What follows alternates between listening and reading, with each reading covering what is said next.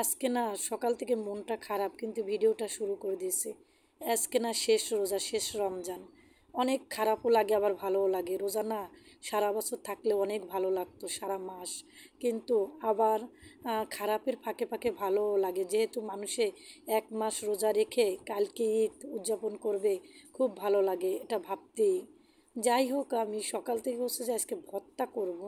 এর জন্য বিকালে আর রান্না করব না, চাঁদ উঠবে তো তাই দেখব, তার জন্য এর জন্য আমি ভর্তাটারে আগে সকালবেলা রেডি করে নিচ্ছি। সব কিছুই এই হচ্ছে যে সকাল সকালই রেডি করে নিচ্ছি, যে মানে ঈদের দিন যে কাজটা থাকবে সেটা আবার করা লাগবে রাত্রিরে। তার জন্য মানে প্রায় 2-3 বার হয়ে যাবে ঝামেলা। এর জন্য আগেভাগেই সব কাজ রেডি করে রাখতেছি, মানে আজকের খাবারের রেডিটা। আর রাত্রে যেটা রেডি করবো ঈদের আগের দিন, মানে ঈদের দিনের যেটা হবে সেইটা। আর এই তো ভর্তা আমার হয়ে গেছে। শিলপাটা বের করে নিচ্ছি, শিলপাটা একটু ধুয়ে নেব তার জন্য। আর তো ওদিকে লোকজন ডাকতেছিল কিসের কারণে, ওই এক ভাড়াটিয়া ডাকতেছিল, সে বাসা ছেড়ে চলে যাবে, তার জন্য তাদেরকে আর ভিডিও করা হয়নি। আর সবাই তো ক্যামেরার সামনে আসতে চায় না, আর আসবেই বা কেন, ভিডিও তো আমার, তাই না? এই তো এর ভিতরে আমি কিছু শাক মানে গাছ থেকে পেরে নিয়ে এসেছি। আমার গাছ না, আমার হচ্ছে যে পাড়া প্রতিবেশী ভাবি আছে, সে আমাকে কিছু শাক দিল। সেই শাকটা ভাবি পাড়া প্রতিবেশী হলে হবে কি, অনেক ভালো ভাবিটা, কারণ আমার সাথে ভালো একটা সম্পর্ক। কিন্তু সে আমার বয়সে অনেক বড়, কিন্তু হয় কি, ভাবি ভাবি ডাকি, সেও আমাকে ভালোবাসে, আমার মেয়ের নাম ধরে আমাকে ডাকে। আমার ভালো লাগে ওনার সাথে ব্যবহার, ওনার সব কিছু ব্যবহার, আচার আচরণ সব কিছু মিলিয়ে ভালো লাগে। আর ওনার পাশে একটা আসছে ব্যবহারই মানুষের পরিচয়।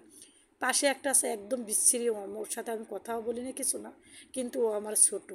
যাই হোক, তার বিরুদ্ধে অনেক কথাই বলে বললাম, এটা বলা ঠিক না ভিডিওর মাধ্যমে, কেন জানি মুখ থেকে বের হয়ে আসলো। ওই বললাম না যে ব্যবহারে বংশের পরিচয়। আর এই তো মানে আমার মা আসছে, তাকে ডাক্তার দেখাইতে যাব। তার জন্য প্রথমে হেঁটে গেছিলাম, তারপর রিক্সায় মা মা আর আমি, তারপর রিক্সা করেই মানে যে ক্লিনিকে যাব মাকে ডাক্তার দেখাইতে। এটা হচ্ছে খালেজপুর ক্লিনিক, ওইখানে ডাক্তার ভালো।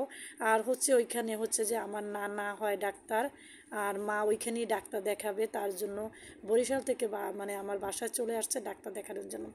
এই তো ডাক্তারের কাছে মানে আমি বসে রয়েছি, আর মামা আসছিল, মামা সব কাজই মামা করছে।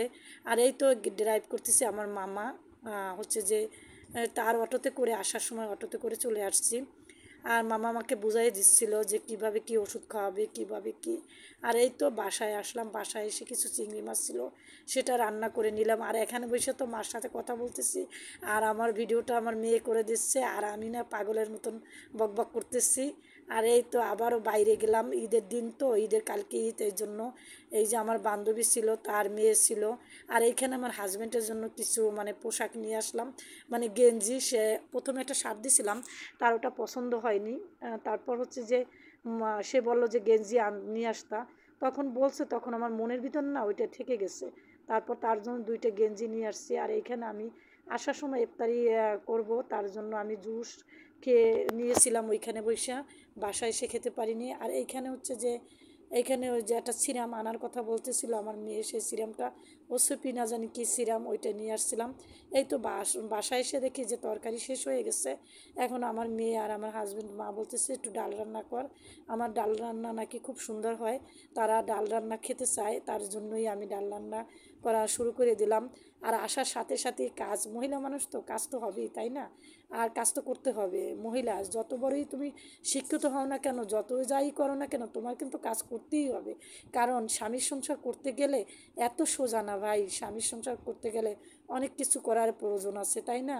মা বাবা, ভাই বোন, আত্মীয় স্বজন, সবার মন রক্ষা করতে গেলে সব কিছুই করতে হয়। লেখাপড়ার পাশাপাশি মানে সব কিছুই করতে হয়, তাই না? এই তো আমি ঘর ঝাড় দিচ্ছি, আর এখানে আমার হাজব্যান্ড হয়ে শুয়ে রয়েছে, আর তার কাপড় চোপড় রেখে দিছে। আর এই তো আমার মেয়ের জামা, ঈদের জামা। এই পর্যন্ত ভিডিওটা শেষ, আল্লাহ হাফেজ।